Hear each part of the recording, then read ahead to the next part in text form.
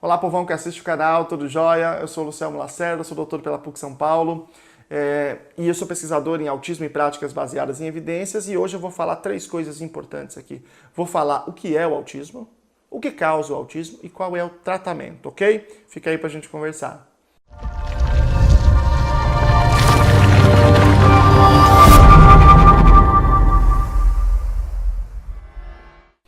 Antes de mais nada, antes de começar, você vai lá, se inscreve aqui no canal e dá um cliquezinho, dá um curtida, senão depois você esquece. Põe agora, se você não gostar, depois você tira, não tem problema, mas põe agora. Põe já? Beleza, vamos continuar. Vamos lá. Pra gente falar primeiro o que é o autismo.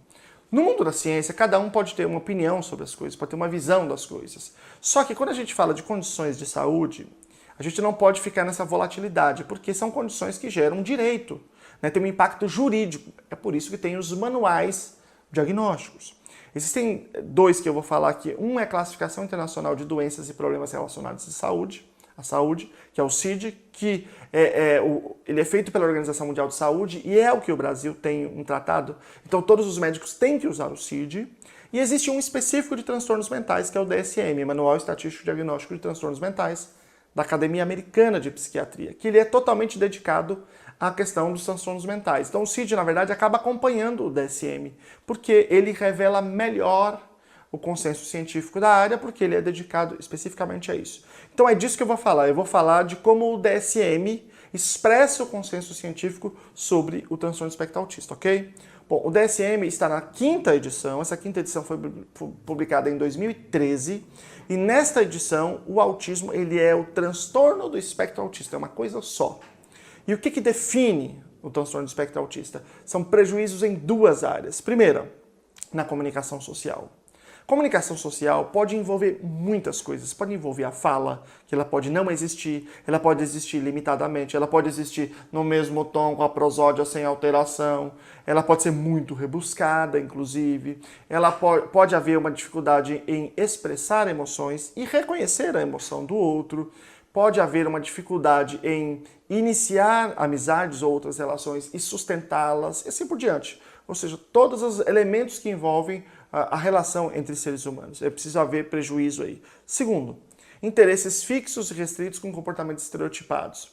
Então, você pode ter uma criança que só faz uma coisa o dia inteiro, que faz estereotipias motoras ou vocais, coisas que aparentemente não têm função. Você pode ter um interesse fixo em uma coisa ou num tema. A pessoa pode falar de um tema, só de um tema, o dia inteiro, por exemplo. Está neste elemento também, ela pode ter uma hiper ou hiporreatividade, ou seja, uma alteração sensorial. Então tudo isso pode se enquadrar dentro desse elemento aí dos prejuízos comportamentais. Veja, esses são os dois critérios diagnósticos, ok? Mas existem três condicionantes. Primeiro, é preciso que isso tenha aparecido na primeira infância e não depois. Porque depois vocês vão ver, ninguém desenvolve autismo. Ou você nasce com autismo ou você não tem autismo, ponto. Então, primeiro, precisa aparecer na primeira infância. Segundo, o que não quer dizer que você precisa ter o diagnóstico na primeira infância, tá? Você pode ter o diagnóstico depois, mas precisa que na anamnese apareça que os sintomas já estavam presentes na primeira infância. Segundo, é preciso que seja clinicamente significativo. É preciso que os prejuízos tragam algumas dificuldades para esse indivíduo que ele precise de ajuda. Se alguém tem esses traços, tem dois prejuízos, mas não precisa de ajuda, não é autismo. Não é autismo. São traços de autismo, mas não é autismo. Autismo é só quando você precisa de ajuda, tá? Então, segundo, precisa ser clinicamente significativo. E terceiro, é preciso que não seja melhor explicado por deficiência intelectual e por atrasos no desenvolvimento, ok? Então, tá bom. Essas condições, elas podem se apresentar de uma maneira muito diferente em cada pessoa. Então tem pessoas que têm muito desenvolvimento numa área e não tem na outra, tem muito prejuízo numa área e não tem na outra. Então é por isso que os níveis do autismo, leve, moderado, severo, eles não têm a ver com nível de gravidade do sintoma, porque isso é muito irregular. Tem a ver com a necessidade de ajuda que o indivíduo precisa. Lembra que eu falei agora que necessariamente tem que precisar de ajuda? Então, como é que o DSM divide isso? Vamos lá. O autismo nível 1, o que a gente chama de leve, é aquele que precisa de ajuda. Autismo nível 2, ou o que a gente chama de moderado, precisa de ajuda substancial, precisa de muita ajuda, né, durante muito tempo. E nível 3, ou o que a gente chama de severo, ele precisa de ajuda muito substancial, ou seja, ele é completamente dependente. Eu já vi gente falando assim, porque ele não fala, é severo. Não, não é esse o critério. Isso não é severo, não é acessibilidade. Se ele não falar, ele se comunicar super bem por meio de comunicação alternativa, escrevendo, sei lá, de outra forma, e conseguir se virar, então não é severo, né? Então ele é um leve, ele é um nível 1, ele precisa de ajuda, pero não múltiplo, não tanto, né? Então vamos lá. Isto aqui é o autismo, ok? Ele é de causa múltipla. O que isso quer dizer? Causa que existem muitas coisas que podem causar autismo. E eu vou falar aqui como é que isso é distribuído, tá? Eu já fiz um vídeo aqui, vou colocar aqui embaixo, em que eu apresento a pesquisa em que isso tá bem demonstrado. Vou colocar aqui também o DSM, se você quiser ler, acessar, e vou colocar sobre as causas do autismo. Vamos lá. 81% das vezes o autismo é genético herdado. Isso não necessariamente é o mesmo gene. Pode ser o SYNGAP1, pode ser o SED5, pode ser um monte de SHANK3, um monte de gene, né? A gente tem mais de 1000 genes envolvidos de alguma forma no autismo. Eu vou colocar aqui embaixo o site Safari.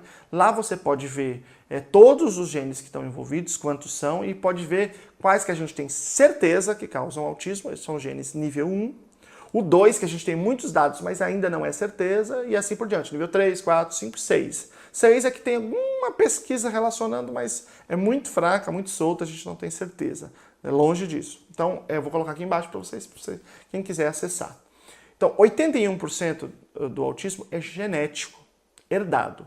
Significa que as variantes genéticas daquela criança que causaram autismo podem ser encontradas no pai, podem ser encontradas na mãe ou podem ser encontradas nos dois e se somaram nessa criança, certo?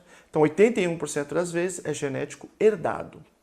Cerca de 18% das vezes é genético não herdado, né? O que isso quer dizer? Que você olha a genética do pai, não está lá, olha da mãe, não está lá, mas está na criança, aparece na criança.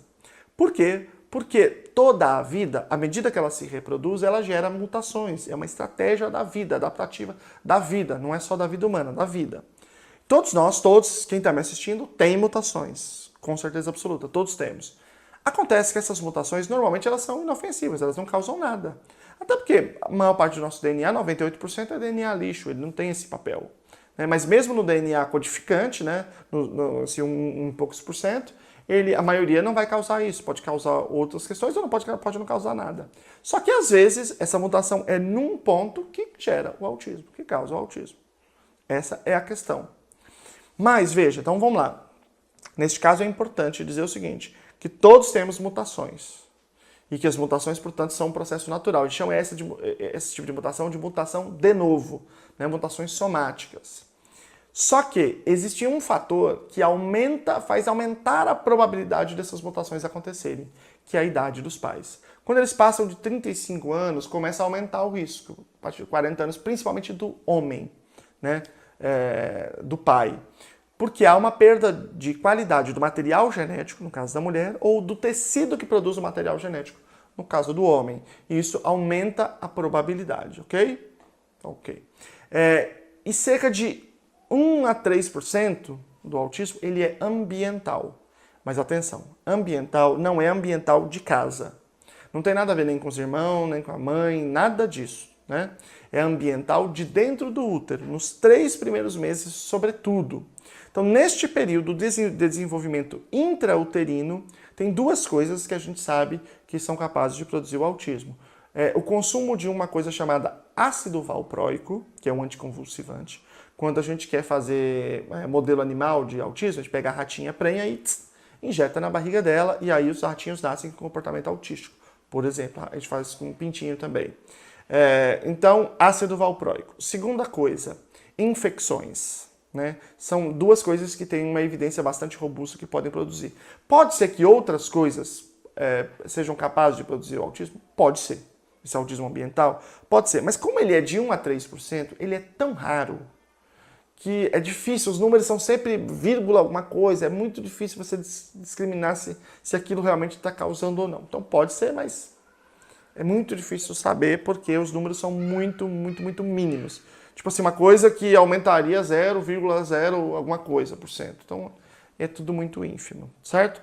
Então, já disse o que é autismo, já disse o que causa. Essa pesquisa que descreve a causalidade do autismo, né? Ela é uma pesquisa que envolveu 5 países e milhões de pessoas. Portanto, é uma pesquisa de altíssima confiabilidade, por conta da metodologia que ela utilizou, correto? E agora eu vou falar sobre tratamento. Bom, a gente tem que decidir aqui o que a gente está chamando de tratamento. Então, se eu te perguntar, água do mar é tratamento para autismo? Você vai dizer não. Não, água do mar não é um tratamento. Por quê? Porque não funciona. A gente nem chegou a testar porque não faz nem sentido. Mas, para aquilo que parece um tratamento, a lógica é a mesma. Eu preciso testar para saber se funciona. Então, eu preciso aplicar com pessoas com autismo e ver se elas melhoram, né? E existe uma série de estratégias de delineamento de pesquisa para a gente saber disso. Portanto, só é tratamento aquilo que tem evidência de que funcione, na minha interpretação. Para mim não faz sentido você dizer que alguma coisa é tratamento porque alguém falou que é, porque alguém está vendendo, ou porque, sei lá, né? Tratamento é aquilo que você diz que é, levanta essa hipótese, e alguém vai lá e testa e realmente as pessoas melhoram. É assim que se faz com remédio, por exemplo. Eu não sei por que com terapia seria diferente, né? Com intervenções seria diferente. Bom, então para autismo eu vou entender dessa forma. Vários países civilizados obrigam, né, que sejam oferecidas intervenções de saúde, de educação, só aquilo que provou que funciona. Porque senão é dinheiro jogado fora, senão enfim. E é prejuízo principalmente para a própria pessoa, né? Dito isso, a gente precisa não de qualquer pesquisa, mas de pesquisas sólidas, pesquisas fortes, pesquisa com a metodologia robusta para saber se uma coisa funciona ou não. Então a gente tem uma hierarquia da evidência, isso que é utilizado em todo o campo de pesquisa aplicada, né? Então vamos lá. Qual é o cume da hierarquia de evidências? Quais são os 3 tipos de pesquisa que a gente diz que elas produzem evidência? Um chama ensaio clínico randomizado. O ensaio randomizado, não necessariamente ele é clínico, em que é aquele clássico de remédio que você pega um grupo de pessoas, divide em 2, para um grupo você dá um remédio, para outro grupo você dá um placebo, e aí você vê se esse grupo melhora. Todo mundo fica cego, né? Cegado, a gente não sabe quem tomou remédio e quem não, nem os pesquisadores sabem, nem as pessoas que estão participando não sabem se tomaram remédio ou placebo. Duplo cego. Então, é um ensaio clínico randomizado com algumas características, né? Duplo cego, um número muito grande, controle de variáveis, saber se as pessoas estão fazendo outra coisa. São os elementos importantes. E depois disso, acima disso, a revisão sistemática e acima disso, a meta-análise. Quando a gente fala de autismo, não tem dúvida, né? não tem posições divergentes, revisões sistemáticas dando resultado diferente. Isso não tem, tá? Todas as revisões sistemáticas dizem coisa muito semelhante, né? Agora tem uma pesquisa que é a maior, que já foi feita, que é de 2015, que é uma meta-análise, é uma pesquisa ainda acima da revisão sistemática, né? Porque, na verdade, é uma revisão sistemática com integração estatística entre os dados, que avaliou mais de 2.700 pesquisas. Então, ele é gigantesco. Eu vou colocar aqui embaixo, você pode entrar lá, ler a pesquisa original. E o que ela diz? Ela diz o que funciona, o que talvez funcione e o que não funciona, né? Eles chamam de instáveis, né? Estáveis, emergentes e instáveis. O que funciona? Tem 2 coisas que funcionam. Intervenção baseada em ABA e terapia cognitivo-comportamental. Terapia cognitivo-comportamental é uma prática de saúde específica para crianças com autismo leve entre 6 e 14 anos com depressão e ansiedade. É para tratar esses sintomas secundários. E intervenção baseada em ABA é para o desenvolvimento do próprio autismo, dos domínios do autismo mesmo. Ou seja, para outras questões, é a intervenção baseada em ABA. Okay? Então, a meta-análise disse que são essas 2 coisas que funcionam. Saíram 2 outras revisões sistemáticas depois, em dezembro de 2018 e em janeiro de 2019, que disse que também a integração sensorial funciona para transtorno do processamento sensorial, integração sensorial de Ayres. Então, são essas 3 coisas aqui que são práticas com evidência para autismo. Práticas, ok? Com evidência são essas 3 aqui. Então, quando uma pessoa tem autismo, para tratar o próprio autismo, sintomas do próprio autismo, é chamada intervenção ABA, intervenção em análise do comportamento aplicada para o autismo. Essa página aqui, esse canal, a gente faz vídeos, sobretudo vídeos de ABA, então você pode ver aqui vários que a gente fala sobre isso. E vocês podem procurar a revisão sistemática, procurem todos que vocês quiserem, vocês vão ver que esses são os resultados que são predominantes. Os pediatras, a Academia Americana de Pediatria, publicou as recomendações agora em dezembro de 2019 e você pode encontrar lá, mais uma vez, essas recomendações para a intervenção comportamental, ok? Vamos lá. Só que o tratamento ele não é só isso, né? Ele pode ter outras dimensões também. Então, vamos lá. Medicamento. Existem 2 medicamentos com evidência para a população com autismo. Não é para o autismo, tá? Não existe remédio para autismo ainda. Eu já publiquei um outro vídeo aqui, que eu vou colocar aqui embaixo também, que é as expectativas de remédio ainda esse ano de 2020. Mas eles não existem ainda. O que existem são 2 remédios para sintomas secundários de autismo. Qual sintoma? Agressividade e irritabilidade. São aripiprazol e risperidona. São os 2 remédios com evidência para sintomas secundários, ok? E existe o suplemento ainda. Um suplemento chamado melatonina, que é para ajudar as crianças a dormirem. Na verdade, é um hormônio natural que pessoas com autismo produzem de maneira irregular. Presta atenção que eu vou falar bem claramente, olhando nos seus olhos aqui. Se alguém te disser que tem outro suplemento para autismo, isto não é verdade. Não é verdade. Só existe este. Todos os outros, eu sei que tem um monte de gente vendendo coisa, é comércio, não é ciência. Claro, pode ser a crença da pessoa, mas ciência não é.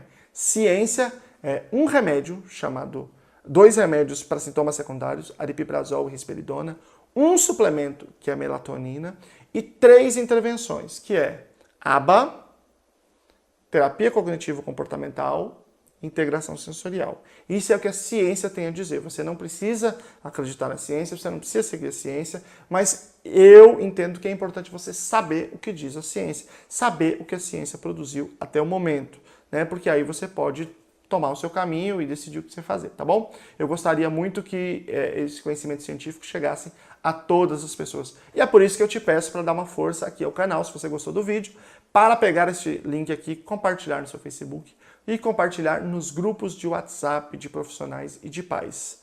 Posso contar com você? Tudo bem? É isso aí, galera. Muito obrigado. Um grande abraço e até a próxima.